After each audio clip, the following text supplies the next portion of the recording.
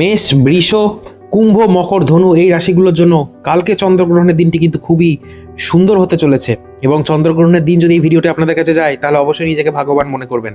কি কি করতে হবে একটা কথা বলে রাখি আপনাদের জন্য, যে যে রাশির নাম করলাম সেই রাশিগুলোর জন্য কালকে যদি পারেন তাহলে হালকা নীল ছোট্ট কাপড়ের টুকরো কেটে নিয়ে তার মধ্যে হলুদ, একটা হরিতকি এবং একটা পান পাতা, তার সাথে আপনি একটা ছোট্ট কড়ি, হ্যাঁ মা লক্ষ্মীর কড়ি, এই কটাকে একত্রিত করে কাপড়টি বেঁধে যদি মা লক্ষ্মী বা নারায়ণের কাছে রাখতে পারেন তাহলে সেটা খুব শুভ।